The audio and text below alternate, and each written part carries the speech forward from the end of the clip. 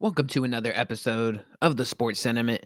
I am your host, Nick Urias, and we are back once again talking college basketball. That is right, folks. We are 2.5 weeks into the college hoop season.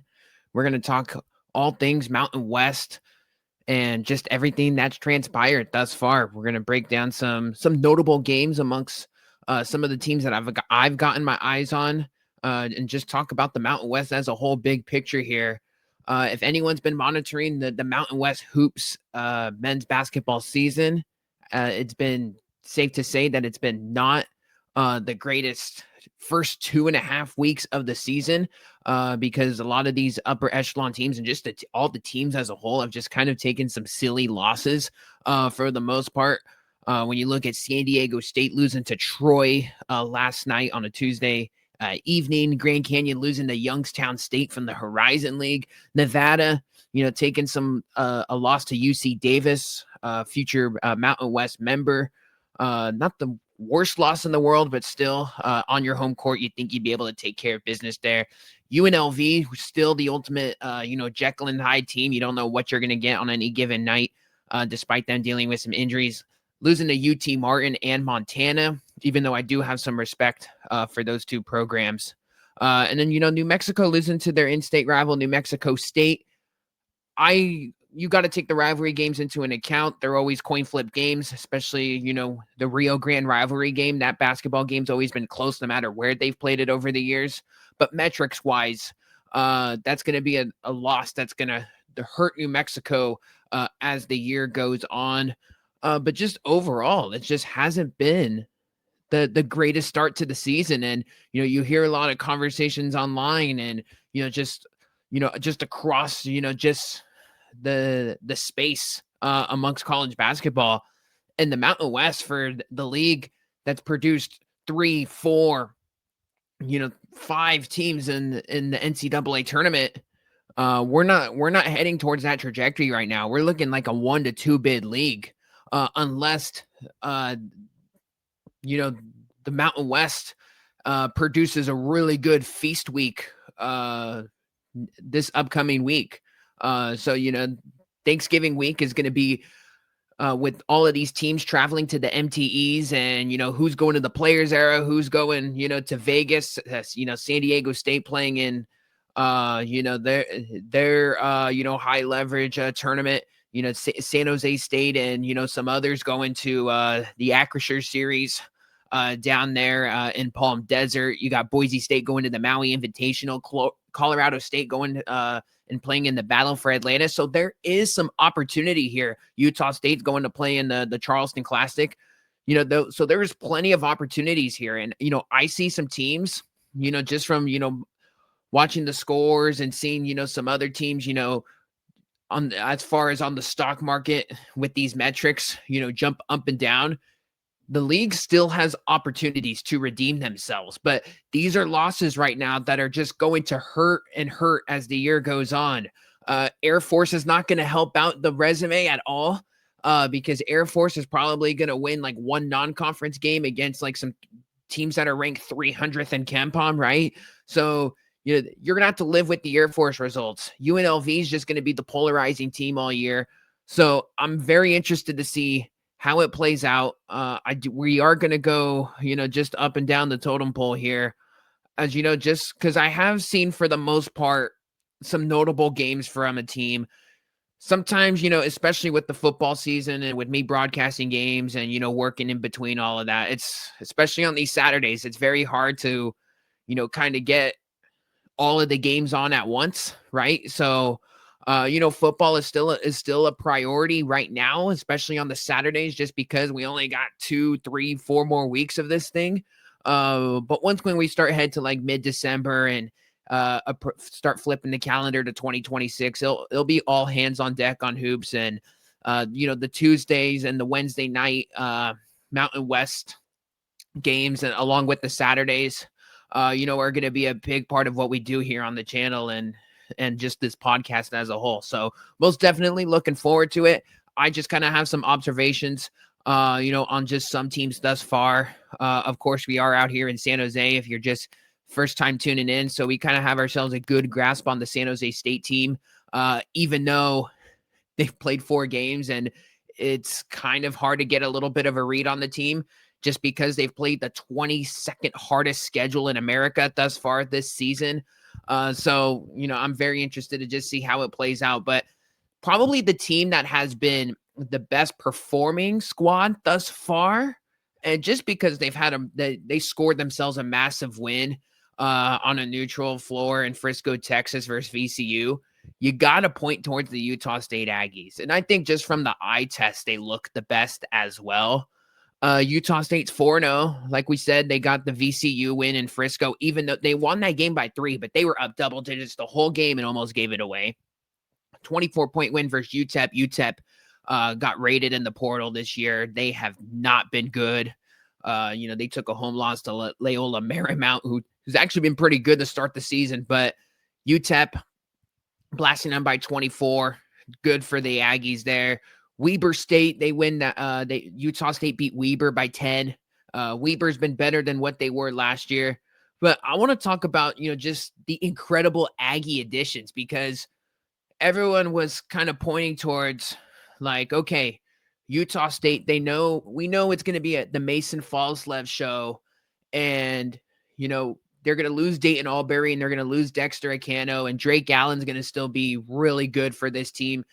The usage rate is going to go up for him, but who's going to complement these guys? Who's going to be, okay, when Falslev sits, who's going to be the guy?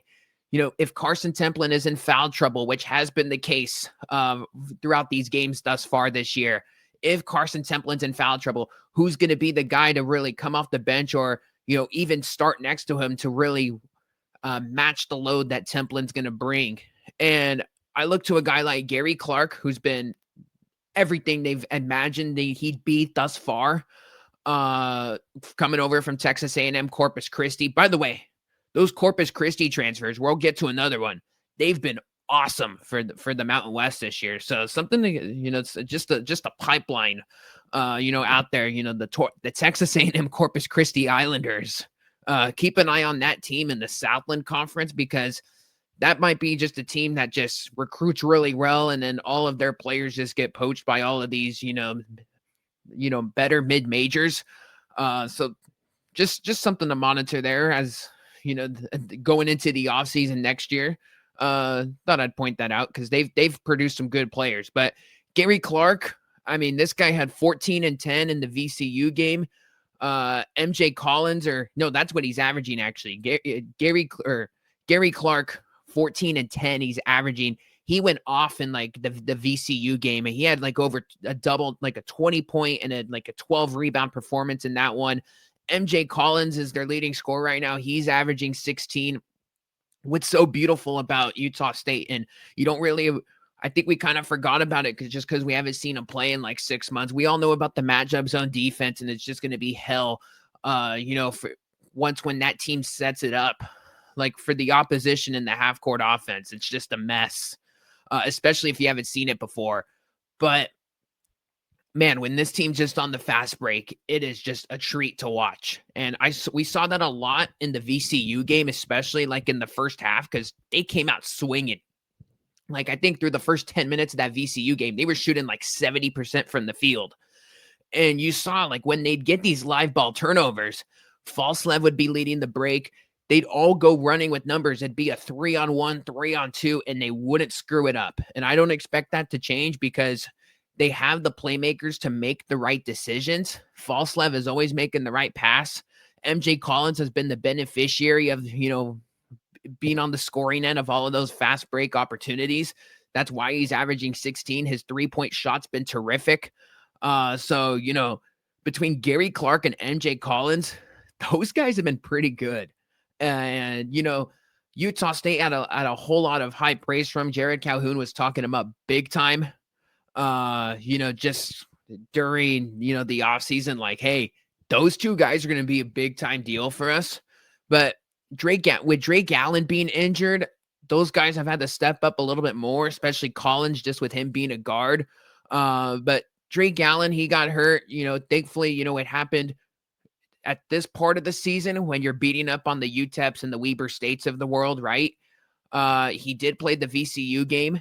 It kind of happened a little bit after that, but He's expected to be back for the Charleston Classic this week. They're playing Tulane on Friday. That's a really good game on a neutral floor that I'm very excited to watch because Tulane with Ron Hunter is always well coached, but they're supposed to be a pretty good team in the American this year. We mentioned Carson Templin. He's had 3 or more fouls in 3 of the 4 games this year that they've played.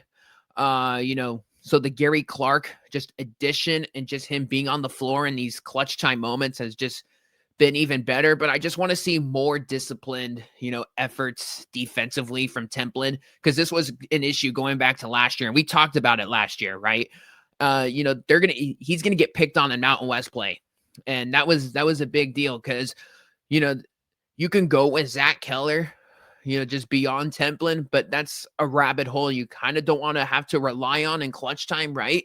You'd much rather have to rely on, whether you could play Clark, as the only big and you go much smaller, but you do not want to the bottom line is you want Carson Templin on the floor when the game matters. He's a shot maker he's a shot maker down low that is most certainly reliable. He's a shooting big. So, on those, when you're trying to close out a game, you could have him on the floor to shoot free throws, right? And, he's just a tough son of a gun as well. Like we talked to him during the preseason. He's not afraid to pick a fight. He's just a tough guy that you want on the floor, when the games are close. So that's an area that I feel like has got to get better just from him as an individual, but I think Utah State as a whole, they just need him on the floor as a team. I think it will do so much for them. I'm interested to just see how Utah State goes about their business here during the non-conference because it is a non-conference that has some opportunity, to kind of even boost them up in the metrics even more. You'd much rather have, first and foremost, that VCU game, kudos for them to playing for both teams playing that, especially early on in the season. Both teams still had a whole bunch of unknowns. The fact that you played that in game 2 of the season, I would say that was pretty good. And especially with Utah State getting that win, that was rock solid. That's gonna be a game that only ages better for them. Because I think VCU is one of the better teams in the A10, and the A10's been very good within their non-conference so far this year. So the VCU, that's going to be the game I feel like that just keeps on giving for them as we head into, January, February, and ultimately into March. There's also some other ones that in here. I think Tulane could be one, on a neutral that comes up pretty good in the Charleston Classic. They get Montana State on the home floor there at U. Montana State's a good program, but the one that I think is a massive opportunity, and I think is a game, unfortunately, they may lose just because it is a true road game, but at South Florida. South Florida is very well coached under Bryce Hodgson. He came over from Arkansas State. He had him dancing in the NCAA tournament last year. They are a very up and down type team. That could be a game that plays into the 90s for both teams. That one's coming up in like a few weeks. It's an East Coast road trip for Utah State. They're at South Florida, at Charlotte. That's probably a 1-1, opportunity. But if you go 2-0, that South Florida win is going to age like fine wine. I will say that. So that's a game just the whole league's just going to want to circle, no matter who you're rooting for. Because I think South Florida is going to be one of the better mid-majors that we have in the country this year. Illinois State, that they're going to be an upper echelon team in the Missouri Valley. That game will be at Utah State. So, there's some opportunity here on this Aggie schedule.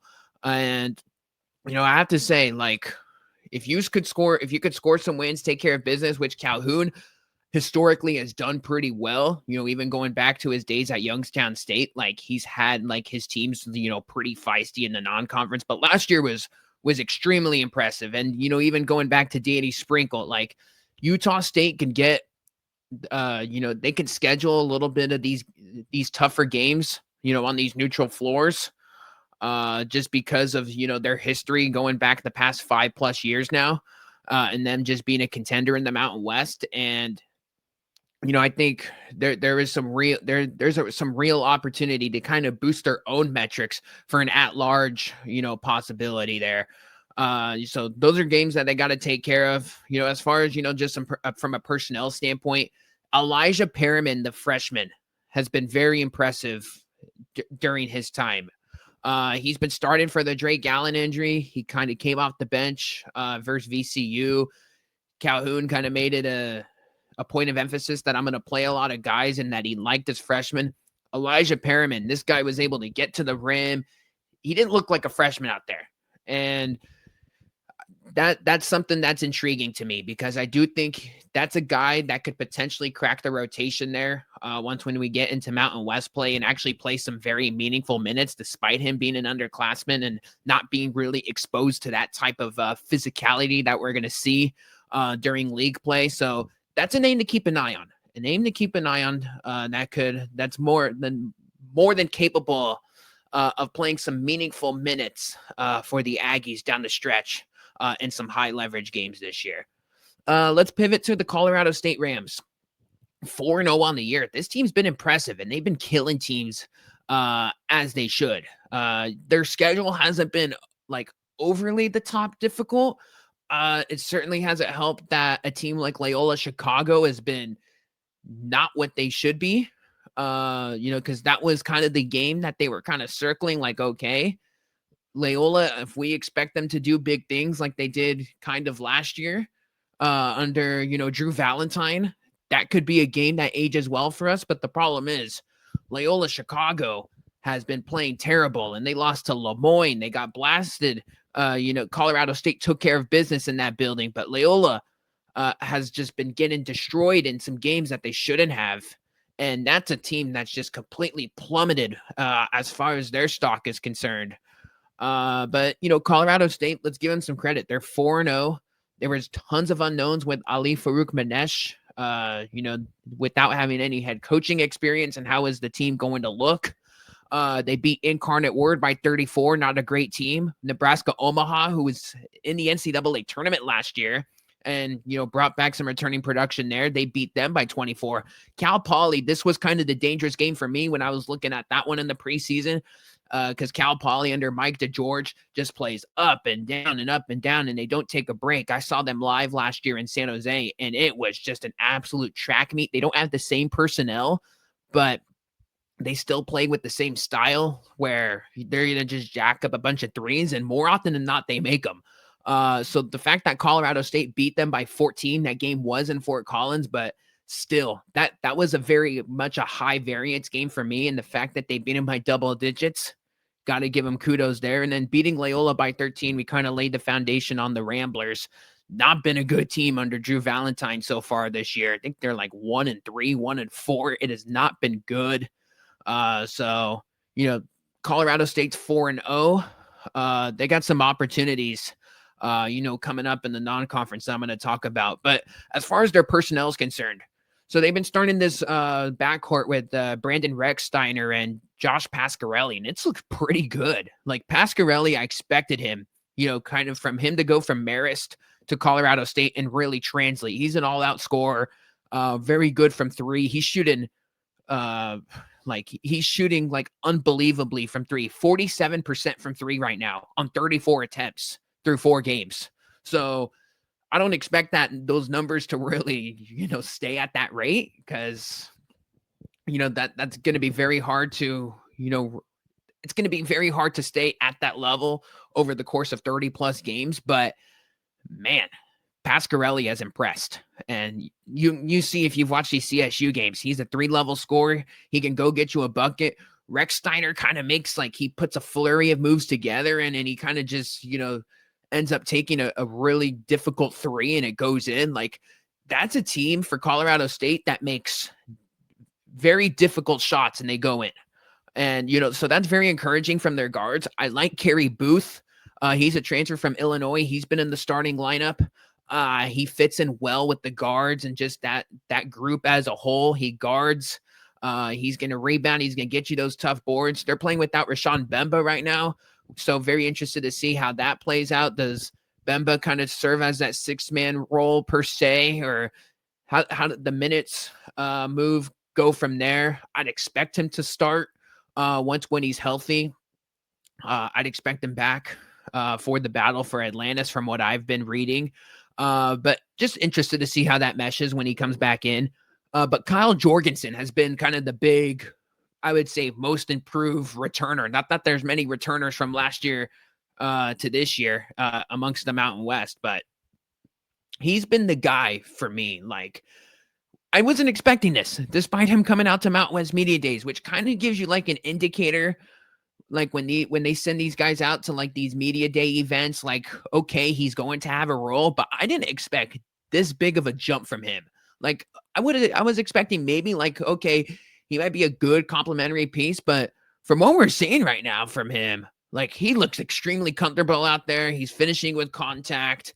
He's stretching out the floor and shooting the three. And we just really haven't seen that with him just because he hasn't really cracked the rotation consistently over the past couple of years. So the fact that he's kind of given them this big boost that maybe a lot of people weren't envisioning has kind of been a massive green flag in my book.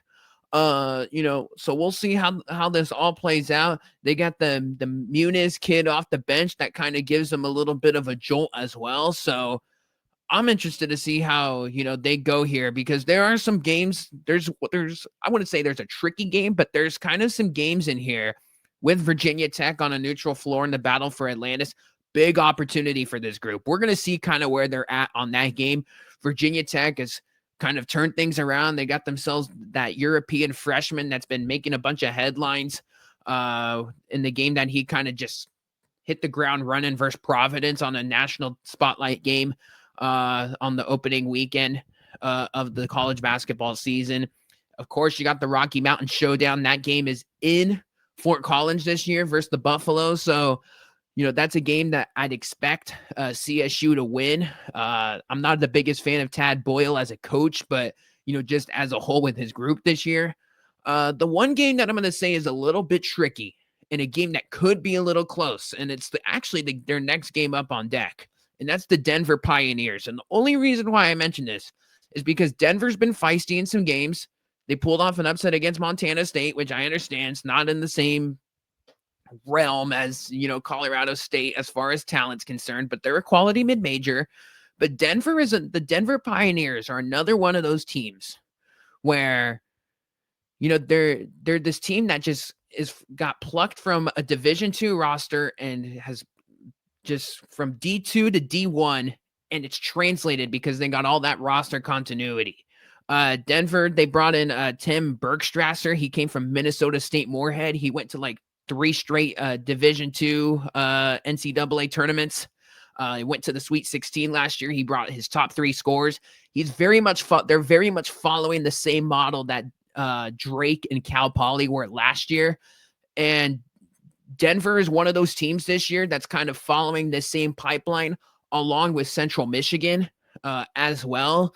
So that is kind of an interesting game. I know they've kind of already played one of those with Cal Poly this year, but Denver's been pretty feisty in every single one of their games thus far. And, that's kind of a little brother, big brother angle, not really a rivalry, but it's one of those annual showdowns that always ends up on the schedule. Denver is better than maybe what the metrics show. So keep an eye on that game. That one could get a little frisky, but Dartmouth is no good, and then they play a non-D1. That's the rest of their schedule. So really the battle for Atlantis game is the one that's going to kind of really boost up all the Ken Palm and Bart Torvik ratings. And, maybe the Colorado game because of the Big 12. And then Denver's kind of the dangerous game that you just kind of want to get out of there with the win on your home floor because it could get a little scary. But I like what I see from the CSU Rams thus far. Interesting to see when Bemba comes back. Let's talk about another 4-0 team here with the Wyoming Cowboys. However, as we're recording this on a Wednesday afternoon, they do have their first true road test of the season at Sam Houston State, which is a game I do believe that they're going to lose. Wyoming, they've played a bunch of cream puffs thus far, which is why I think we all got to be a little cautiously optimistic on this team. They beat Fullerton by 10, Austin P by 14, and the Portland Pilots by 37. Not a whole lot going on in there. And like I said, you're at Sam Houston tonight. You play Norfolk State, another team that plays that aforementioned Denver team. They're at Texas Tech. That's a scheduled loss. And then Dartmouth and South Dakota State, which could be some dangerous games, especially that Jackrabbit game. Those games are at home, for the good sake of the Pokes there. As far as their personnel and, so I haven't really watched too much of a Wyoming game. I saw kind of when they closed out Fullerton. What was that opening weekend? So I haven't really seen too much of them. So my goal is to kind of catch them one of these games within the next week or two here. When they kind of play like a decent opponent. I know all eyes will be on the Texas Tech game, but that'll be a game that they get blasted by 25 plus, given what the Red Raiders have this year. But, Leland Walker, so he was the guy from Florida Atlantic. He's like, okay, he's going to be the engine to our offense. We're going to let him go. He's going to play make well for us, and he has been play making well. But what's really been impressive with Sundance Wicks group is that he's getting it right now from multiple players, because this was not the case last year. It was strictly all OB Agbim, and who in the heck knew what else you were going to get, right? And I think that was ultimately the downside to Wyoming. And it was, if OB Agbim doesn't drop us 30 and Jordan Nesbitt and Dante Allen, just don't shoot under 20%, we're going to be in the game, right? And what you're seeing right now from Sundance Wicks' group, and this is why I say you got to be cautiously optimistic, because we haven't really seen it against a decent opponent, and I kind of want to see it on the road too as well. That's why I think the Sam Houston State game on Wednesday night will be pretty interesting. I want to see how it translates, because Leland Walker, like, the scoring hasn't necessarily been there, but he's kind of been like their closer, especially in that Fullerton game when they kind of had to put the game away. Demarion Dennis, another one of those Corpus Christi transfers that we talked about. He's leading the team right now with 13 points per game. Abu Magasa, he's their leading rebounder. He kind of looks like a guy that just looks a year older and a little bit more explosive, which is a positive sign to see, because he was one of the few returners for this team. So, that's a complimentary piece that could, start to emerge here as we get into league play. Gavin Gores, the forward, he's won Mountain West Freshman of the Week twice. He's averaging 7 points per game. So you're seeing with Sundance Wicks' group, and he talked about this last year when they got destroyed, or not destroyed, but when they lost to San Jose State in the Mountain West tournament, was that I'm going to go get some guys that want to be here. And that wasn't calling out like his own team. It was, but it wasn't, because you just saw like the Jordan Nesbitt and maybe the Dante Allens were just a little bit checked out, and maybe weren't fully bought into like the all out intensity that Sundance Wicks kind of brings, because that's a guy that doesn't need any coffee in the morning, and he's ready to go at 4:15 in the morning. And it's very much a culture shift, right? Not only, just playing in the state of Wyoming and for the University of Wyoming, but just kind of the style of play that they like to roll. And they're playing faster this year. They kind of knew that they had to drag games into the mud with their pace, especially in the altitude. They've been kind of using that to their advantage. Last year, it didn't really work out. They're playing much faster this year. So Wyoming, just another one of those teams.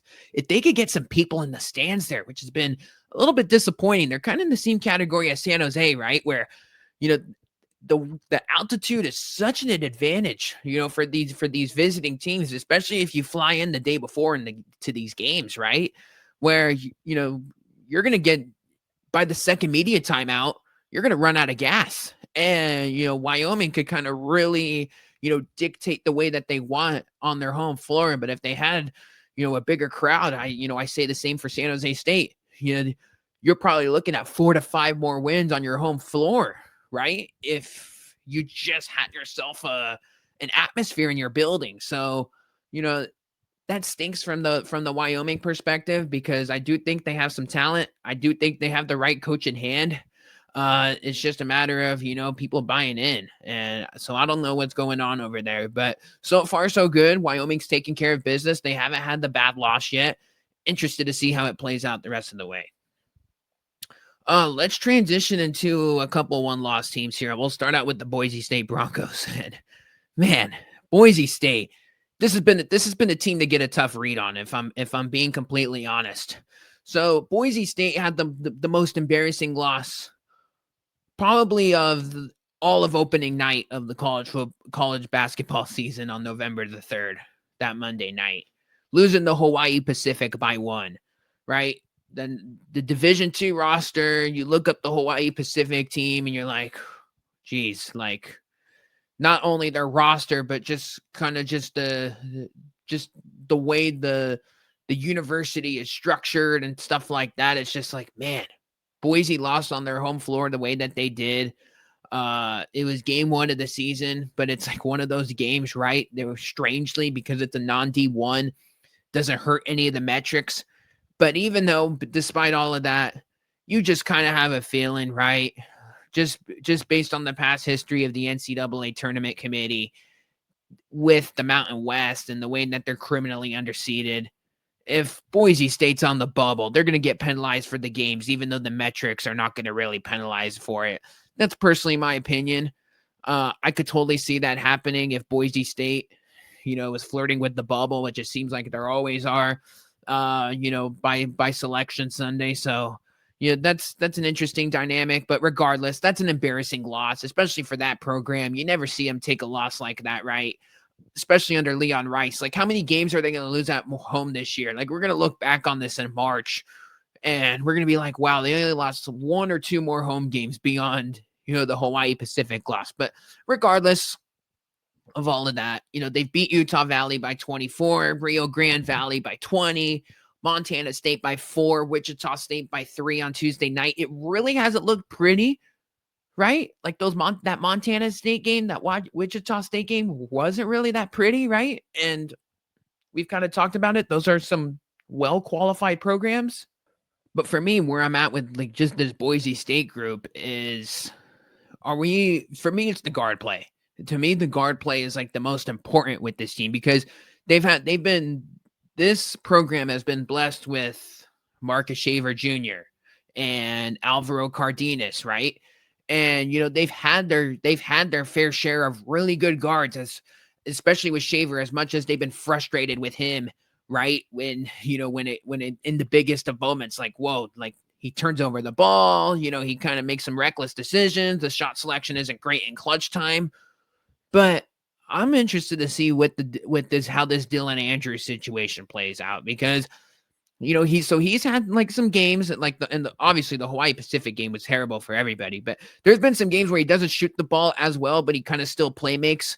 I need both from him, right? Because Andrew Meadow, is he going to take that leap? We've kind of seen him in some spots. I don't know if Drew Fielder is going to be able to hang in these Mountain West games, right? They might have to maybe shift somewhere else. So I'm interested to see how that plays out, because Fielder's just a guy that just doesn't really have too much experience out there. I like the Spencer Aarons piece off the bench. Pearson Carmichael, I think he might have to get some more minutes here, in place for not Dylan Andrews, but Drew Fielder. I do think that's going to be a situation where they do, pivot to ultimately as the season progresses here. But we're gonna see here with Boise. Outside of the Hawaii Pacific loss, they're getting away with these wins, but we're gonna see what they're really made of, because they got the Maui Invitational versus USC. They're at Butler in a true road game. They play St. Mary's and Idaho Falls, which that's a game that they traditionally always win. But St. Mary's right now, they're just on a different level right now. So that's a measuring stick game for me. They play the Duquesne Dukes, who were in the NCAA tournament like 2 years ago. So there is some games we are going to learn about Boise State, because even though they are 3-1, it does not look the prettiest on the floor right now. So we're going to see what this team's all about throughout the next 4 games. Definitely a situation to monitor, especially amongst that backcourt. We all know, I to me, the most valuable piece on maybe not the most valuable, but a piece that just matters so much for this team is RJ Keene. Not a stat guy, but it's a guy that's going to go get you a 50-50 rebound. He's going to make the extra pass, in the half court offense to set up the guy, right? He's just the ultimate glue guy. And the numbers are not going to show up, but when you watch the game, you're going to see him impact winning. So I think RJ Keene's a guy that absolutely has to start, but I'm interested to see, with that piece, how it kind of works with everything else. Because we saw it last year with Tyson Degenhart and Alvaro Cardenas and Andrew Meadow. And, when they plugged Omar Stanley in there, it would work. And this is kind of the dangerous thing about, when you got these brand new portal teams, and this is why you're kind of seeing more upsets and, just kind of what we envisioned in the preseason, kind of your wheels are spinning 4 games in, right? Because your team isn't what you thought it was. And I think that's what makes this sport so great what it is right now, because you kind of got to learn about these teams, and the players are learning as much as we are right now, just watching these teams right now. So it's a very interesting dynamic right now in what we're watching. And I think Boise State is kind of, operating on the fly in a sense, as far as we're learning about them, but they're also learning about each other as each game progresses. So right now, Boise State, every game is must watch. I'm very interested to see how they handle the Maui Invitational, because that's been something that's been on their radar for 2 years. And now that it's finally here coming up next week, that's a big opportunity for them to potentially go score some wins and really just, flip the script on, what's been I would say not a sluggish start, but maybe sluggish is the word. Just a start to the season that we kind of just expect them to hit the ground running and be kind of this team in the Mountain West, but that's obviously not been the case thus far. Another one-loss team that we are going to talk about here is the New Mexico Lobos. Now, the Lobos are a team. They play tomorrow night against the Nebraska Cornhuskers. Very interested to see that one. Haven't really gotten too many eyes on New Mexico either, but from what I have seen, it's a completely different team from what we saw last year. Eric Olin came over from UC San Diego, had that team dancing the NCAA tournament, was one of the best offensive and defensive teams. Like, they were terrific all around for a Big West team. This guy can coach defense. And for a New Mexico Lobo team that was very good defensively last year, but would just score the ball like there was no tomorrow. We saw that with Donovan Dent last year. We saw that years prior with Jalen House and Jamal Mashburn Jr. That is not the case this year. They are a defense-first team. They're a team that's going to feast off the, points off turnovers category of the game. And, they very much want to, get their points off steals and, live ball turnovers. So Dayton Albury is the guy for this team. When you kind of look at this roster, he understood it. Talking with him in the preseason, I think everybody understood Dayton Albury is the engine to your offense, and he's gonna be the guy that makes this thing goes. But I'm interested to see, just kind of how everybody else meshes together, because you kind of see some pieces here. Like Jake Hall was a guy for a freshman. We're like, yep, you're gonna see him get minutes. That was the word in the preseason. Like, he's going to be a piece that kind of makes this thing goes. Chris Howell, came over from UC San Diego. He's going to be a guy that, disrupts passing lanes and play makes for his teammates and, can score the ball as well. Tomislav Buljan, this guy can rebound. He's got 15 boards, 11 boards, 4 boards, and 13 so far this year. So he's going to be kind of your, he's a big man. So like, but he reminds me a lot of what Nelly Jr. Joseph and what Philip Borovichinen were doing last year, where, hey, ball's up for grabs at pogo sticks off the rim. He's going to go climb the ladder and get that rebound, and he's going to make sure he out-toughens the other guy. So Buljan is definitely a guy. To me, the interesting piece is Antonio Chol, because what's bothered me with Chol, and, you kind of see this, not only with the box scores, but when you kind of just watch him play, he exclusively shoots from the 3-point line. Like, it's like 85% of his shots are from three. And it drives me nuts because this is a guy that's long and lengthy. If he pump fakes off that three, resets, kind of goes for a mid-range jumper, it could be a wide open mid-range jumper, or he's got the athleticism to go and, just really finish down low. We really haven't seen that too much. And it's just been a whole lot of just not the greatest shot selection from three either. He kind of just steps into it. So I don't really like that at all. He's most certainly you could run pick and pops for him, and he's more than capable of hitting him. But Joel, that's a guy that I think could be a big part of this team. He's been starting every game for him. He's a junior college transfer. They need more from him, and I think he does need to kind of reset his shot selection a little bit, and I do think that could, ultimately help this team. But they have him out there for spacing. I get it. But that's a piece that they're going to need him, and they're going to need some consistency with him. And if he could, have more balanced scoring and the shot selection isn't just all from three, I think it can help out this team a lot and ultimately put way less pressure on Dayton Albury, because if this is just an all Dayton Albury type team, what's going to happen is defenses are going to adjust. And not that I'm saying that Chris Howell can't do that or Chol can't do that, or, they can't go low to Bulldogs, but teams are just going to go all in on Dayton Albury, and they're going to expect somebody else to beat them. And, when you get into Mountain West play and you're dealing with teams that got depth and that are more than capable of, doing their thing and game planning, and you got elite coaching along the way here, that could be a recipe for disaster. The good news is New Mexico's 3-1. You've taken care of business outside of your New Mexico State loss, which, like I said at the beginning, not going to penalize too much for you because it's an in-state rivalry. It's a game that's always close. Even when they had their best New Mexico team last year, they lost this game at the Pit. They nearly won it 2 years ago when Donovan Dett had to hit a crazy, nutty layup in Las Cruces to win it. So, that's a game that's always a coin flip, even though the numbers might not state that. That's what makes rivalry games so great, right? But we're going to see how things plan out. A big one versus Nebraska tomorrow. I think they got some other big opportunities. Like they got Santa Clara coming to their place, which Santa Clara, I've seen them twice in person. They look good. They play at VCU, coming up down the road too in a true road game fashion. So we're going to learn more about this team, versus, just beyond the in-state rival and the UT Arlingtons of the world and, the Texas teams that they've beat. So we're going to get a good grasp on them.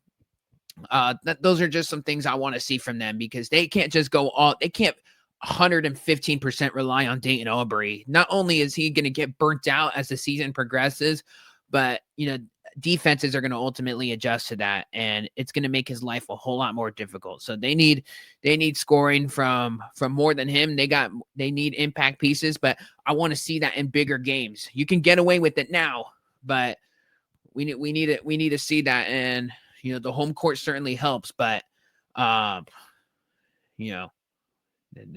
this team needs more balanced scoring across the board.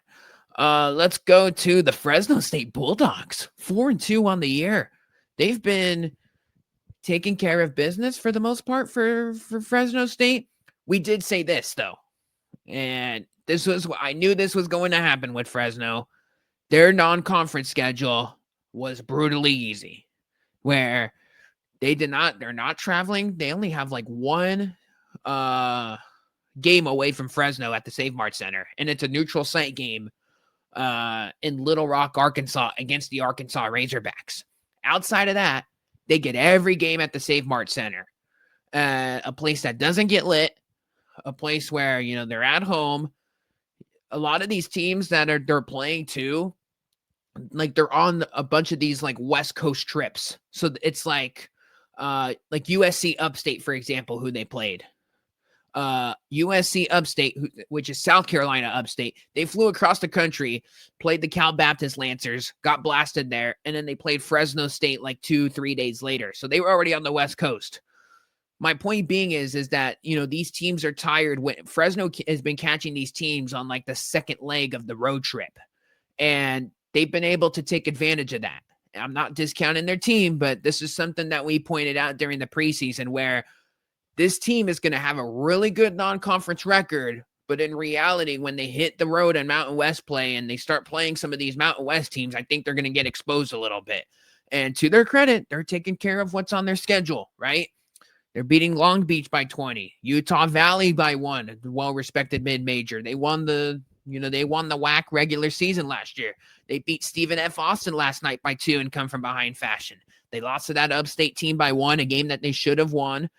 And they only lost to UC San Diego by 5. So there are some games in here where, and I've actually watched believe it or not, a decent amount of Fresno State this year, just because they're just a polarizing team with all of those European players. And some of those guys have actually, they've been hanging. Like Wahlberg's playing them. They're going up and down. Might not be the most disciplined guys, right? Like the Wilson Jack. They're starting big. Doesn't really have too much athleticism, and is a little bit slow. Like he's having a hard time going up and down with the Vance Wahlberg offense, but still, he's hanging in there. Zayon Collins has been awesome for this team thus far. He's really running the show nicely. I'd like to see him a little bit more aggressive. He's a very unselfish player, which I don't mind at all, but I want to see him go get a bucket as well, and what's so good about Collins, and people are going to realize this when they see more of Fresno in league play. He is really good when they run a pick and roll for him, and when he gets to the free throw line, he either goes up with the floater or he kicks it out for, to one of the wings on the outside. And for the most part, it's an open 3. So, that's a very dangerous pick and roll that they have with Fresno because of the shiftiness of Zayon Collins. And I'm telling you what, Jake Heidbreeder, I think he's the best shooter in the Mountain West. Like him and Pasquarelli, and I think you could throw Brendan Recksteiner in there. Those are some pretty good shooters. That backcourt for Colorado State, pretty good. But Heidbreeder is probably the streakiest shooter of these guys, where if he hits 3 in the first 5 minutes, he could hit 7 in the game. So Heidbreeder's having a good start to the season, 17 points per game, 31% from 3. I expect the 3-point percentage to go up. I want to talk about 2 freshmen for this team. Very intriguing. DJ Stickman, from Fresno. He's a Fresno kid. Went to West Clovis High School, so Wahlberg definitely knows him. This guy's gonna be a bench boost for them. He had 10 points and 8 boards and 3 steals in the game last night versus Stephen F. Austin. He's just an energy guy. You won't miss him on the floor. And the fact that he's only a freshman, like Wahlberg's got a bunch of freshmen, but this was a guy that was supposed to redshirt this year. And he got playing time versus Fresno Pacific, and they're like, nope, we're not redshirting him. Like, he's going to impact our play. He's going to impact our team. And I'm telling you, when you turn on a Fresno game, you're going to know who DJ Stickman is just from the energy and that he brings on both sides of the ball. He's running around like a jackrabbit on the court. He's a fun player to watch. He's very much been playing off the ball just because they got Collins and a Heidbreeder there. But when he does get the ball in his hands, he's a motor. And that's definitely a guy that can take it coast to coast. And the other guy, another freshman, Deshaun Gorey, he's hit some big-time shots for this team. He had the go-ahead 3 versus Utah Valley. But in the Stephen F. Austin game, 20 points, 7 rebounds, 4 steals. So he's impacting as well. I think he'll be a complimentary piece that you have all year. And not to mention, they still have David Douglas Jr., who they certainly like. So there is, as much as I kind of, not scolded, but kind of said like, hey, be similar to Wyoming, just be cautiously optimistic with this team. I'm telling you, Fresno at the Save Mart Center might be a sleepy game in Mountain West. And when you see, you're gonna see they're gonna score an upset or two. They're not as bad as they were last year. They are not as chaotic offensively as they were last year. They kind of have a little bit more of an identity. Defensively, they're still not like the greatest. That's why they've played in a lot of these high scoring, close games, but they can score. They can score.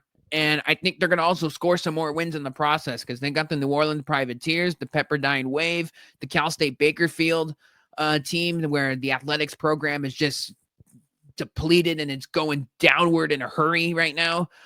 They are at Cal State Northridge, which is probably a loss just because it's their first true road game, and they are at Arkansas or neutral site, but the game's in Little Rock, Arkansas versus the Razorbacks with Coach Calipari. That's probably a loss, no doubt, but Fresno State, everyone was kind of burying them in the preseason, like, oh, this team's gonna stink. Wahlberg, he liked this team in the preseason. And I think you're starting to see when you watch these Fresno games why he likes them. Just because he's got a bunch of fearless freshmen and two upperclassmen and Collins and Hydebreeder that are bought in and kind of just want to play ball. And, you got to respect that. They've been a fun watch. And I'm interested to see how that team, translates as the season goes on. Let's talk about the Nevada Wolfpack. 3-2 on the year. This was actually the team I saw in person last weekend at Santa Clara. So in the South Bay, I was like, hey, Nevada's in town. Santa Clara's pretty good. Let's go to the Levy Center and let's check out this Wolfpack squad in their true road test in Santa Clara. Well, Nevada's 3-2 on the season. And they got wins versus Louisiana Tech by 27, Pacific by 1, and Southern Illinois by 5 in overtime. And they lost that Santa Clara game by 15. They got boat raced in the first 10 minutes, and then we're just kind of trading points for the final 30 of it. And then they lost yesterday on Tuesday night to UC Davis by 4. So I watched their opening night game versus Louisiana Tech, and I was like, holy Toledo, this team looks awesome. Defensively, they're all over the place. They're reading the passing lanes. You got guys like Tyler Rollison, who's just a pest, and he's in your grill constantly. They got Elijah Price, who's blocking shots, and the Fresno State transfer. You're like, holy Toledo, like they look good. But at the same time, I thought it was a combination of Louisiana Tech looking bad. So I was like, you know what? It's only game 1. Let's see what they look like, coming up here. Then you watch their game versus Pacific, and then you watch them at Santa Clara, and it's a completely different team. I think that goes. It was more so of, man, Louisiana Tech's not good, because you see them, versus Pacific, and then you see them on the road in their first true road test, and they're just a completely different team defensively. They're not so much in your grill. They're kind of getting scored. They're getting scored on. They're giving up open threes. These guards that kind of have, the capability of, getting downhill and, these shot creator guards, they're feasting on them. And you're starting to see right now, like I saw them in person at Santa Clara, and I was like, my goodness, they cannot go down low with and guard any of these bigs. Their fast break defense was terrible, versus Santa Clara. It was non-existent. And, just their defense as a whole, it was just a mess. Santa Clara almost hung 100 on them, I believe, last Saturday when I was there. And right now with Nevada, I want them to go to Elijah Price a whole lot more. That's my big thing. I need the usage rate to go up for him, because I do think he's a guy that by the time he's a senior, he's got a chance to be a number 1 scorer. I truly believe that. I saw him a few times in person last year as a freshman in Fresno. He has got the length and defensively to just alter shots like crazy. And I do think offensively, if he can get a consistent jumper, that's when it's going to take off for him, which is something he's still got to work on. But, I saw him take some shots on opening night where, he seemed comfortable stepping into a 3. but I just need this guy's usage rate to go up, especially since, beyond Tayshawn Comer, I'm looking for a guy that can get this team a bucket. And more so I'm looking on from the Rollison and Bailey, between those two guys. Like those two guys got to step up. It can't be empty calories with these guys, like how I saw versus Santa Clara, where, they're just kind of feasting in when the game's over. No. Like, I think Tayshawn Comer is going to be a reliable piece. I think he's going to be the one that has to run this show for them. Even though he is a little bit of a smaller guard, he's got to go and get them stuff. I think Corey Camper could be a guy, like I saw him drop 10 early points in Santa Clara. He could be like your Trey Coleman guy, just kind of how I thought. 3-and-D type player. Hit us an open three. If the three's not there, reset and take the mid-range jumper. Like, he's going to be a very good piece that is a grinder defensively, but it's going to, pluck his way into the scoring standpoint as well. But Comer's got to lead the show here. I need more from Price. I do like Joel Armatrading, and this is something that we did say, where Armo trading can only be an upgrade from what KJ Himes was, and he has been. He's been a really good rebounder, and when he goes to the foul line, he makes his free throws, which has been good. In that Pacific game, he had 11 points and 15 rebounds. But I'm very interested to see how this Tyler Rollison and Chuck Bailey thing ultimately materializes. I do think they're both good players. Rollison's a pest defensively. He's a little bit smaller. But still, just very interested to see how they manage their minutes, because Alford's kind of been all over the place with it. Sometimes one guy's starting, another time the other guy's starting. In their close games, their closing lineup has been Comer, Rollison, Camper, Price, and Armo trading. So we'll see, if that closing lineup ultimately pans out. The one thing this team could hang their hat on, they do have 2 close games that they did win. They should have lost Pacific. Pacific missed 2 point-blank layups versus them, and they have an overtime win versus the Southern Illinois Salukis, which has a pretty good guard in Kelron House. So, and they're pretty well coached under Scott Nagy too. So, interested to see, the UC Davis loss, which I do think. So here's something for everybody. UC Davis and Nevada is going to be a fun rivalry in the New Mountain West. They're only separated by 30, 40 miles, believe it or not. Like, they're not that far away from each other. You see Jeff Choate kind of taking a stab at UC Davis when he was asked about the addition and stuff. Then you see Davis go in at Reno. That's going to be a fun rivalry. And, we're not in the new age of the Mountain West right now, but seeing this as a non-conference game and seeing just how close the game was and just kind of seeing the back and forth a little bit between the two online on the socials, this is gonna be a rivalry in basketball that emerges into something fun when they go play on each other's home court. So something to keep an eye on as the new members in the Mountain West come in a year from now on the hardwood. But I'm just really not sold on Nevada right now, as impressive as they look versus Louisiana Tech, and seeing them escape 2 wins and then not look good in the past 2 games.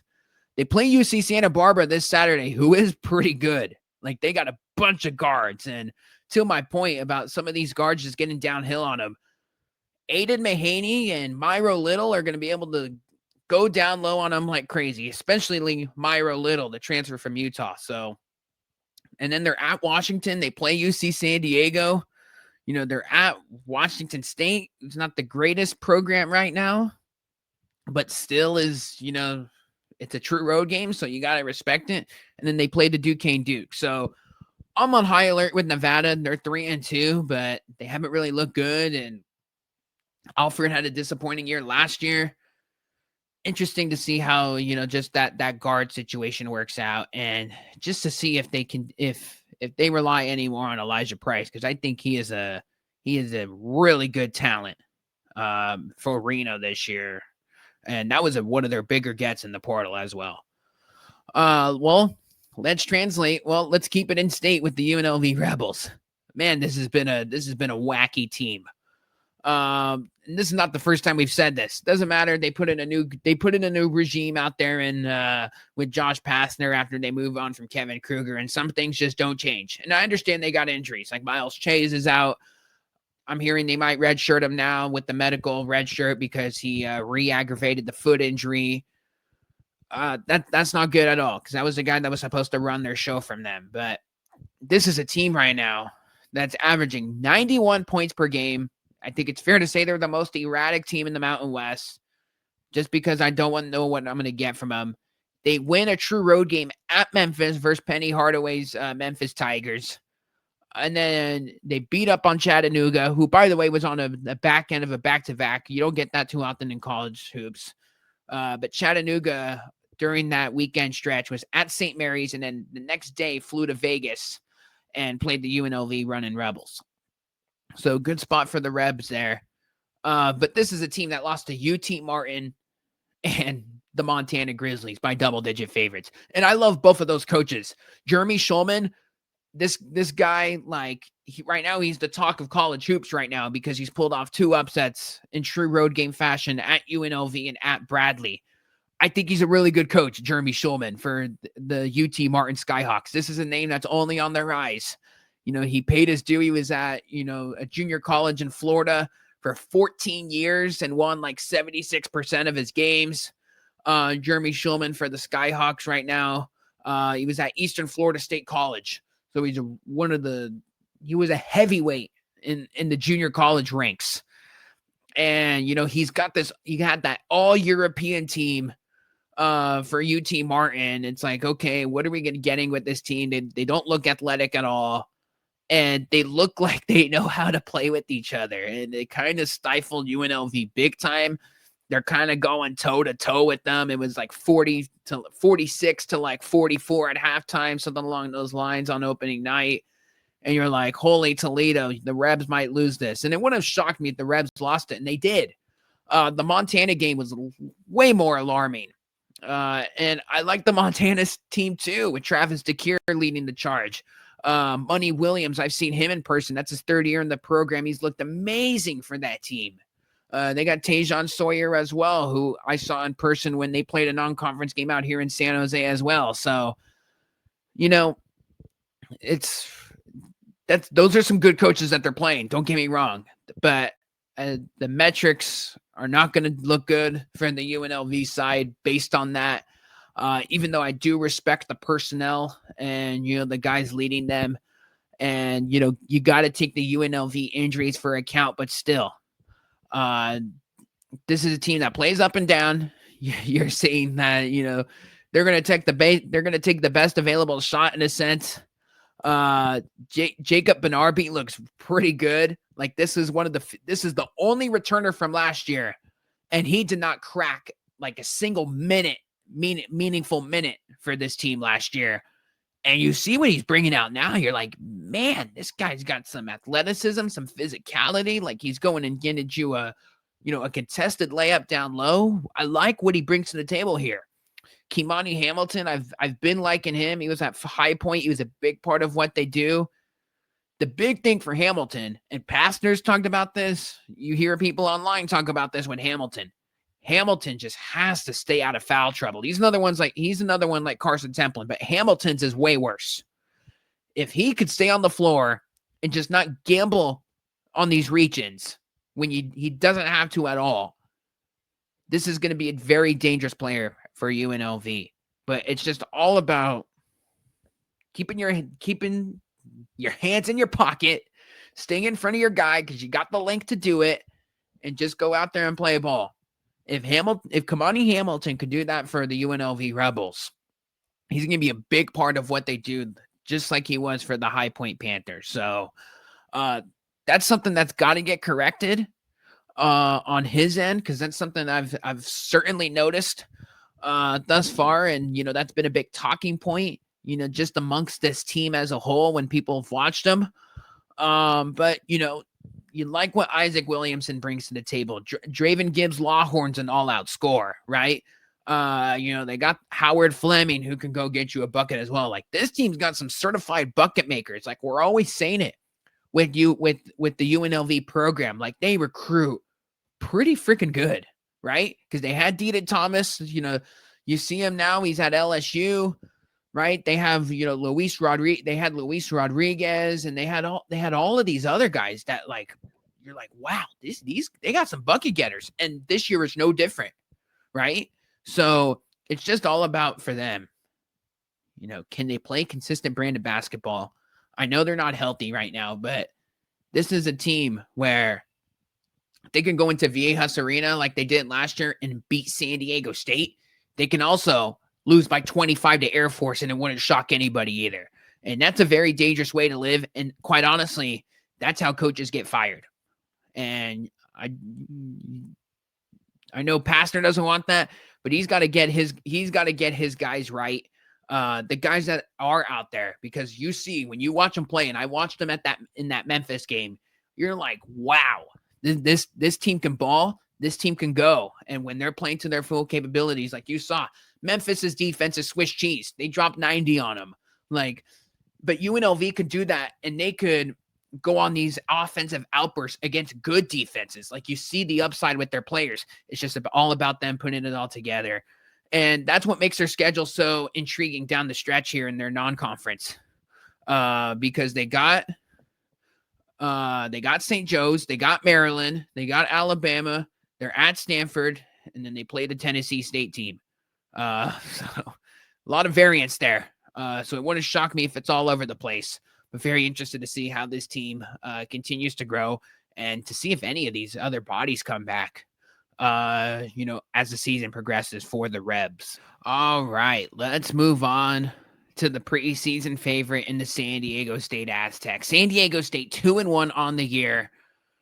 And after taking a tough loss and a surprising loss to the Troy Trojans last night in double overtime, 108-107. What a crazy game that was. Troy, give them credit. They're a good team.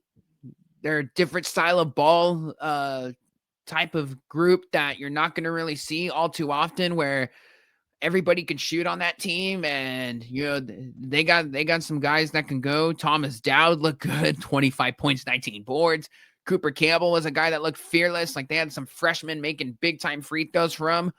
So Miles Byrd had to hit a half-court shot in that game just to force overtime. San Diego State was just completely out of their element. And not too often that you're going to see an Aztec team have 20 turnovers and be -7 in turnover margin. Troy shot 43 free throws in that game. You never see that from San Diego State. So that's why I kind of think it's a little bit of an outlier performance. But at the same time, this San Diego State team is a little bit funky, if you ask me, because it's almost like they have too much depth. And, I know the Brian Dutcher teams always have a lot of depth. Last year, I feel like they didn't have enough of it, or they did, and I think they were kind of forced to play, not forced, but they were kind of playing a lot of freshmen, which is something they typically don't do, right? Like, they were playing like the Taj DeGorvilles of the world and some of these other guys, right? And you look back at that team 2 years ago when they went to the national championship, and you're like, yeah, they got Aguacarope, 6-year player. Adam Seiko, 6-year player. Jaden Ledee, like, he's a senior, right? They had so many seniors and so many 5th and 6th-year guys, right? The Nathan Mensah was like a 5th, 6th-year guy. Like, they had so many of those dudes that kind of knew the system and knew the pipeline, right? Like, they've been in it. Like, they understand the culture. And not that I'm saying that this group doesn't, but I just think it's a very interesting conundrum that they're in right now, because you're seeing, like, the guard minutes right now and the way that they're being distributed is kind of interesting, right? And it's something to monitor every single game. And we talked about this during the preseason, like, between Taj DeGorville, Sean Newman Jr., and BJ Davis, like, there's not going to be enough minutes for all these guys, right? And it's going to be a matter of, like, who do you play? And it's going to be dependent on the matchup. I thought we were going to get a little bit more out of Newman. Like, I thought he was just kind of hit the ground running, right? But, I think some of it has been for him, for Sean Newman Jr., like he came from a program at Louisiana Tech, and now he comes to San Diego State, where you're not going to get on the floor if you don't play defense. And maybe he's like just a little bit tired and a little bit fatigued from, dedicating so much on defense, where it's kind of affecting his offensive game a little bit.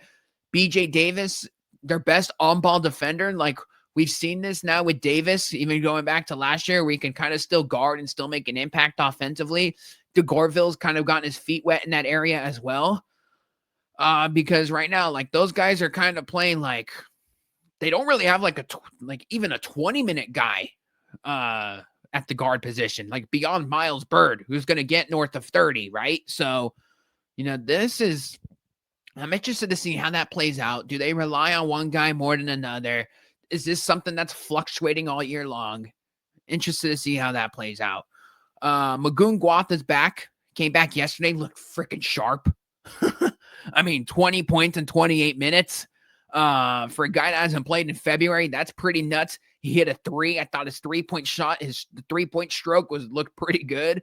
You could tell that, that despite him not, being fully ramped up, like, you can tell, like, the 3-point shot, you're like, man, like, he stepped into that with confidence down the stretch in regulation yesterday.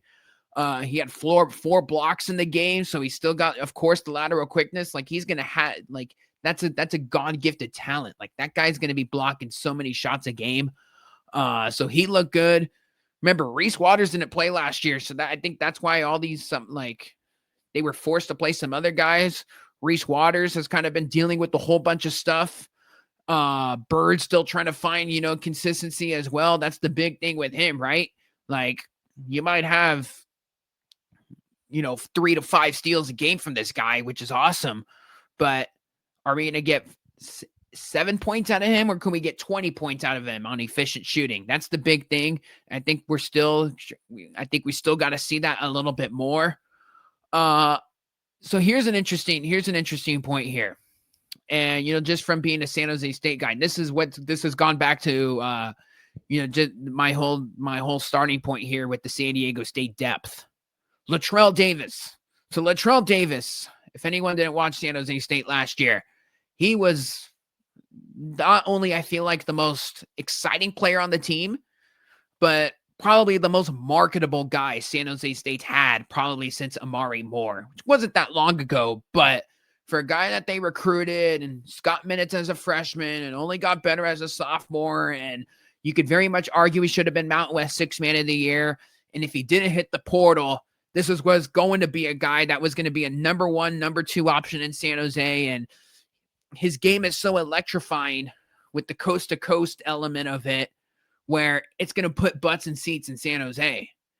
And so he transfers to San Diego State, and he has not cracked the floor at all. He's seen 0 minutes in 3 games. And now there's conversation, and right now he's leaning towards a red shirt. I love Latrell. We've had tons of one-on-ones with him. They've been on this channel. He was a big part of what San Jose did last year, but this goes back to the point of, just the way the college athletics is now, where the grass ain't always greener. The grass ain't always greener. For a guy, and that's a kid I know wants to play, right? And transfers to San Diego State, again, probably wants to contribute to winning, because who doesn't? More national TV and more national spotlight games. And I'm not going to sit here and tell you that NIL wasn't a factor either, but that's a kid that I know 110% wants to play. And the fact that it's probably leaning towards a red shirt year, that stings. And that stings, not only for him, but I imagine, people out here in San Jose and are shaking their head and thinking, man, that's just a crappy situation for all parties involved. So, that's been, that's kind of stunk, for him, and, just how that whole situation's played out. But look, San Diego State, I think we're going to be having these conversations all year, just with their personnel, right? Because not so much with the front court, but just with their guards. Like, how are they going to close out games? I think to an extent, we are going to know a little bit more about it because they're going to be playing some really good teams next week in the Players Era tournament in Las Vegas. They're playing the Michigan Wolverines and they're playing the Oregon Ducks. Those are quad one opportunities that you have on a neutral floor. And they're completely different style teams. Michigan is so much bigger than what Oregon is. Like, Oregon's got 3 dudes in the front court that are going to bruise you to death. Oregon's got 1 of those, and they're a little bit more reliant on the guards. So the closing lineups might be different. I'm interested to see how both of those lineups work. But that is something I'm looking for because right now, when you're playing, San Diego State's playing Idaho State, or when they're playing Long Beach State, sure, you're kind of seeing who's scoring and who looks good out there.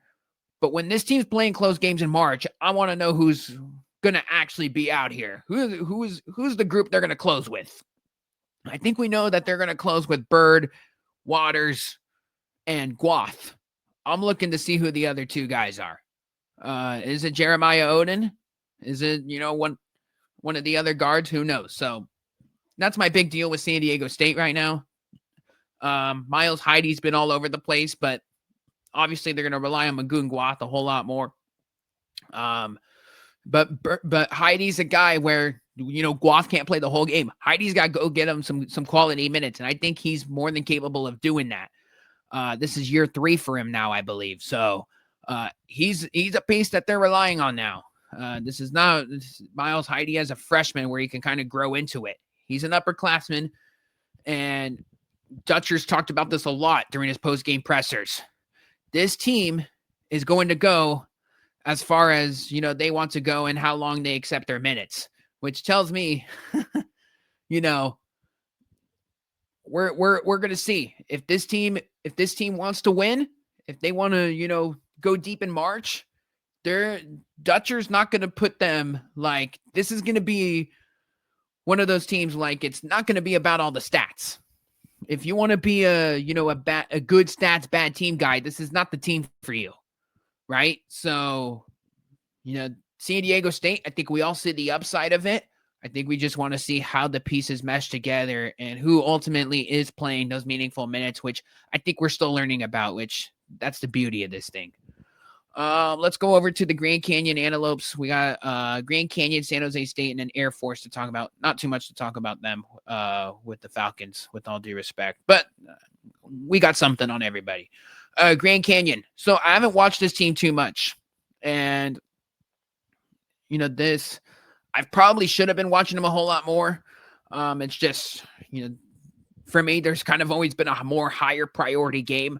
I've seen some spurts of them. Like, I saw them on opening night when they played Purdue Fort Wayne, and they looked sharp in that game. And then you kind of see them, not look good versus Youngstown State, and then kind of take the scheduled loss at St. Louis, which, disappointing loss for them at St. Louis, but Josh Schertz in year 2 out there with the Billikens program, he was going to have them right. They look much better than what they were last year when they came to Grand Canyon. So, give them credit. Tough road game. But, this Grand Canyon team, I still respect the home court, despite them losing to Youngstown State. But I'm interested to see, this is another one, right? Where, they kind of got some pieces. Everyone was talking about their additions with Henley and Brian Moore and Dusty Stromer and Nana Owusu-Onane. Like, okay, it's just going to be those guys. But then you see a guy like Malachi Williams kind of start over Brian Moore, and you see the Brian Moore minutes kind of decreased a little bit. Williams is one of the few returners from last year. In fact, I think he's the only returner. And now he's kind of getting the starting nod over Brian Moore, which Moore was the guy starting for them like the first 2 games, and Bryce Drew's kind of made that switch. I don't know if that's a 1 or 2 game change here. Interested to see how that develops. But look, Jaden Henley hasn't shot the 3 that good. He's still scoring the ball, but it's really not as efficient as probably they've been hoping for. Only at 24% from 3, but he's still leading the team in scoring with 17. He's only going to grow. I think he's only going to get better as this team develops. Nana Owusu-Onane is just a guy that's going to do everything. And he's been the dude from day one that's just making an impact no matter where you put him. I think that's here to stay. He's leading the team in rebounds, assists, blocks, and steals. That's kind of the big thing for me is how they manage the Brian Moore minutes, going forward, and which lineup kind of translates to winning.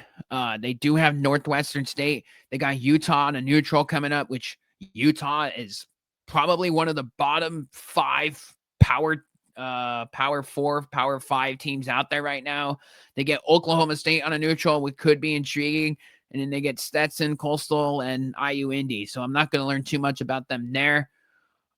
So look, you got to look at what they do on a neutral floor versus Utah and Oklahoma State. Really hang your hat on that. And then we're kind of going to really get a taste of this team when we get into Mountain West play. But they're a very interesting team that I think is still trying to figure things out. 3-2. You took the disappointing loss to Youngstown State. I would say just got to avoid the bad loss going forward. But based on what you look at the rest of the schedule, you don't see it happening on the home floor, at least in the non-conference going forward here. Look, that Grand Canyon crowd's been lit. It's been as advertised. Really hasn't missed a beat from what it was going back years ago. So when they play on their home court, it's going to be an ATM machine. It's all about when they travel on the road. That version of the team. Very interested to see how that plays out over the next couple weeks. All right, well, let's go over to the San Jose State Spartans. So San Jose State's 1-3 on the year, and we talked about this during the preseason that they had one of the more brutal schedules in the Tim Miles era. And we asked Coach Miles about it. He's like, "Yeah, it's got to do with revenue sharing, but at the same time, I want to see my group get tested." I think he likes his group this year. We haven't really seen the whole version of it. What's new? Because this seems like the past 3 San Jose State rosters, the team's never really been fully healthy in a sense. Which if they're going to get injured, just get it out of the way early on in the season. I think that's kind of the approach to it right now. Javon Hanna has not been available, who's been expected as their number 2 scorer, and I expect him to be the number 2 scorer. Look, the non-conference schedule has been brutal. They played 3 true road games at Utah, at UC Santa Barbara, and at Michigan State. And quite honestly, they were pretty feisty in all 3 of them. They had a chance to win the Utah game. They were down a point, and I think they had a lead with like 4 minutes left. The UC Santa Barbara game, I didn't like the matchup for them as much as I did compared to Utah. Santa Barbara's got 5 players that their whole starting 5 can shoot, and they got so many great guards with Fontenot and Myro Little and Aiden Mahaney. And the Michigan State team, I mean, look, you turn on the first 4 minutes of that game, you're like, holy Toledo, we might lose by 30 here. And then you kind of see Kobe Garland settle in, and then Yafit Moody kind of get downhill, and the team starts hitting their shots. They settled in, and you see the competitive fight with that group. Only lose by 19, and they cut it to 10 at one point, I believe. And Izzo was lining up his team out there in East Lansing. Whatever, you get the non-D1 win versus Bethesda. We're gonna see what this team's really like. First and foremost, they got to get healthy. They got to get Javon Hanna back. We're gonna see what the Adrian Myers situation looks like. I don't know when Hanna's coming back. Adrian Myers jammed his ankle in the morning shoot around at Michigan State. So I don't know what that situation looks like. Myers has gone off to a slow start in the 2 games he has played in. They need Javon Hanna back. I think that's the bottom line. Because Hanna is not only a leader for this team, but he's a disruptor on the defensive end and a good scorer beyond Kobe Garland. Kobe Garland's been awesome. He's the number 1 scorer in the Mountain West right now. Hey, this guy's a star. There's no doubt about that. I mean, when you see a guy averaging 22 points per game and 4 assists per game, I know it's only a 3-4 game sample right now, but it's the efficiency for me. And he's done it against some good competition. 67% from the field, top 20 scorer in the country right now on the young season. Yafit Moody, briefly talked about him, came over from Iona, was interested to see his role on opening night. His role, I think, is only going to continue to grow. And I think he could truly be a double-double guy. You see him, he had a double-double, I believe, versus UC Santa Barbara or Michigan State, one of those. He's getting to the free throw line at will. So if he can get to the line and hit his free throws, that could be a very good sign. I mean, he shot 25 free throws in 4 games, and he didn't really shoot them in the NAIA game. So that's an intriguing piece. Miles has talked about that he wants to play bigger with Sada and Ganga and Mundi together, but with Javon Hanna, with him coming back, I expect soon. What does that look like? Does he still mess with that, especially when Adrian Myers comes back as well? What goes on there? I would prefer Jermaine Washington as a complimentary guy, the guy that kind of gets you. I think he's taken too many shots, but at the same time, I understand it. Like, he has to take these shots because there's just not a lot of meat on the bone at the guard position. The past couple games. Ben Roseborough, I think, is going to be a guy that only gets better as the season goes on. Only a freshman, hasn't played in 2 years. You see the upside with the kid.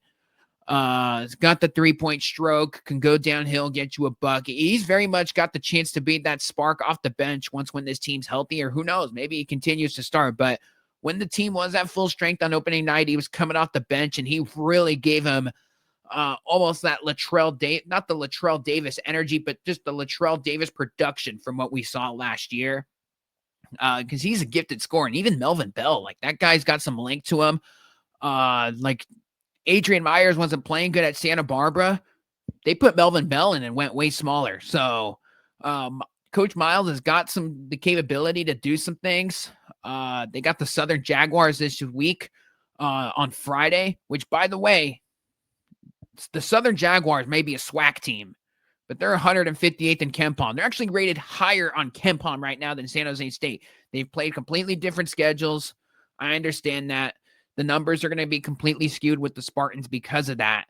But this is not your average SWAC team that's making the cross-country road trip to San Jose. They played a double overtime game at Washington against a very good coach, Danny Sprinkle, the other night. And they're going to get 3 days of rest, and they're going to come down to San Jose, and they're going to be ready. San Jose State, regardless of who's out there, has got to be ready. Because that's a loss you cannot take. And I think regardless however many points you beat them by, I think it's a good win for this team, just based on the fact that you're 1-3, and despite you being competitive, hasn't translated into wins. The team just needs a win, which again is against a quality SWAC team. And for the most part, the SWAC, this is a conference, for the most part, that doesn't have the greatest funding, doesn't play in the greatest gym. So they're playing all of these bye games in the non-conference. But the Southern Jaguars are probably the most consistent, probably with Texas Southern. Southern's probably the most consistent SWAC team, where they go and pull upsets every year. They won at UNLV 2 years ago. They won at Mississippi State. And they're the team in that conference that goes and wins the bye games on the road, 1 or 2 of them a year. And, this is a real game for SJSU. This is a measuring stick game, despite it being, just not the greatest conference. This is still a quality bunch that the Southern Jaguars are going to be rolling out on Friday. I'll be on the air for the game. That'll be on ksjs.org at 7 p.m. Good friend Jonathan Conason and I will be bringing that one on the airwaves, so can't wait for that one. Can't wait to do a nosedive on just the Southern team, and really just to see the San Jose State team in person for the first time this year. So we'll see how that plays out. And then, of course, during Feast Week, they're in the Acrisure tournament against Tulsa, and then against either Northern Iowa and Loyola Chicago, which are all well-coached teams, by the way. And then they got UC Irvine, led by Russell Turner, who's well-coached. Steve Lavin, San Diego Torero group, Long Beach State, who hasn't been good, and then the Stanford, rivalry matchup between the Spartans and the Cardinals. So we're going to know a little bit more about this team, but this team just has to get healthy, because they rested, or not rested, but my goodness, they had 6-7 guys out the other night versus Bethesda. So they got to get healthy, and hopefully they can get healthy as soon as possible so they can actually, understand what they got with their roster here. And then last but not least, before we get out of town here, the Air Force Falcons. I mean, they're 0-4 on the year. We're recording this on a Wednesday afternoon. They're playing Alabama State. I have no idea what the score is right now. Look, here's the deal with Air Force. They're 0-4. I don't expect a win for a long while for them. All right? Because they played Bama State right now. They're playing Edwardsville of SIU Edwardsville, the frantic IU Indy team who's playing like an NBA team right now. Northern Colorado, South Dakota, and Pacific. All of those games are at home, and then they're at Navy.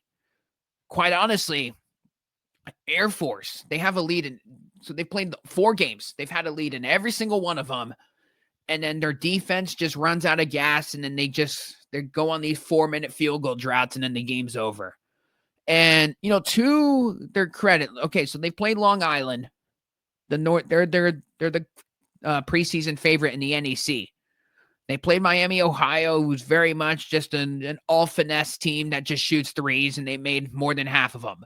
They played Belmont, who's kind of that same style of brand ball team as well. And then they played Austin Peay, and they lost by 20. That's a terrible loss. So, Air Force, I was expecting a little bit more out of Wesley Selahusky here in the early going. Like, they're starting 4 freshmen right now. He's the upperclassman. Him and Caleb Walker. Like, they got to get things going. But their freshmen, Cam Sanders and Eli Robinson, they're almost forced to play these guys just because this is kind of the transition year for Air Force where they graduated Ethan Taylor and Jeffrey Mills and, plenty of other guys. They lost Luke Carney in the portal, right? So they've kind of forced to play 4 freshmen. So you knew that they weren't going to be good, but I think they're even going through harsher growing pains right now, just given the fact that they're throwing all these freshmen out there. But I do like the upside with them, with Sanders and Robinson if they choose to stay, which I think that's the big deal at this point for the Air Force program. Are these guys going to be here by their junior and senior year?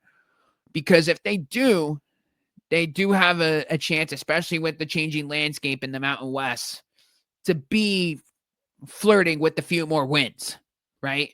I'm not going to sit here and tell you and look at the camera and tell you that this team's going to win the Mountain West, because I don't think they have that unless they get some powerhouse recruit that's incredible and wants to serve.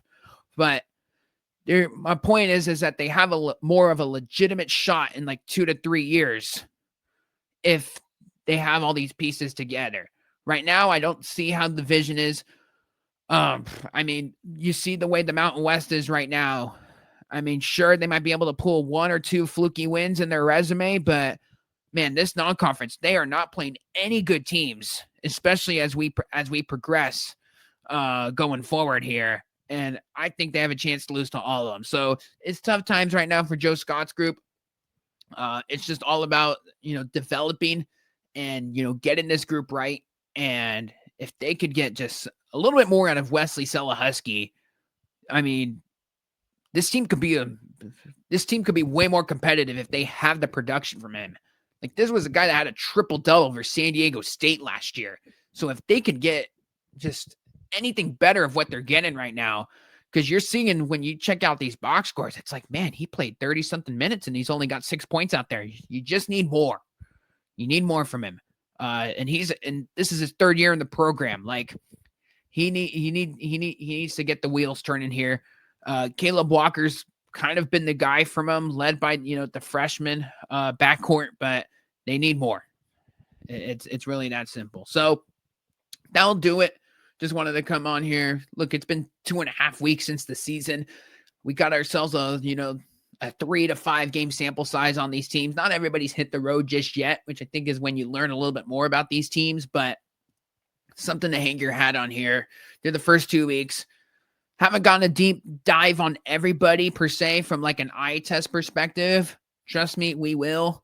But just wanted to come here, give my thoughts on this, because we were at media days. We did give ourselves a preseason preview for everybody out there. And of course, we'll have the timestamps on the video when we upload it.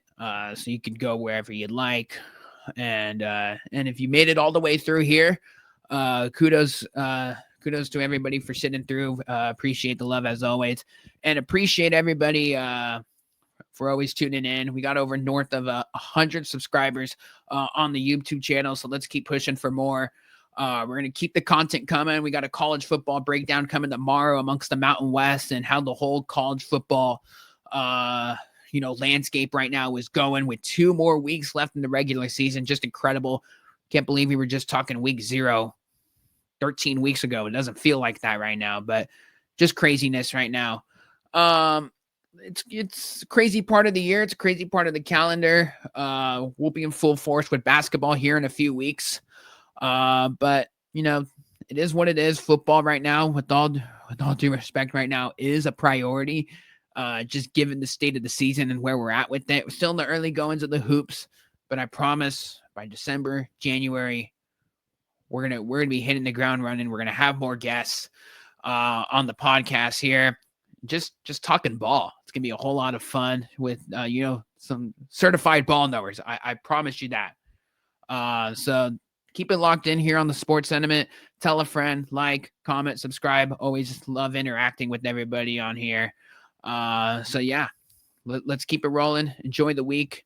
Enjoy some college hoops, some college football, wherever you may be across the country. And let me just say this. Don't be afraid to go to a game. I know we always get locked into and we want the 4 TV setup, but man, it just feels good to go to a college basketball arena and atmosphere, right? It's something different. There's nothing like taking live hoops on in a high, energy environment. So don't be afraid to go out to a game wherever you may be. Before you know it, we're going to snap our fingers and it's going to be March and you're going to wish you did. So some of these tickets aren't expensive. I paid $10 for a Santa Clara game. And so, you know what I'm saying? It's all about, if you're a college hoops fan, just go out and see your team, support it. There's some good hoops out there, people. So yeah, enjoy it while we have it. That's all I got for everybody. Once again, I'm your host, Nick Urias, and be sure to subscribe wherever you get your podcast.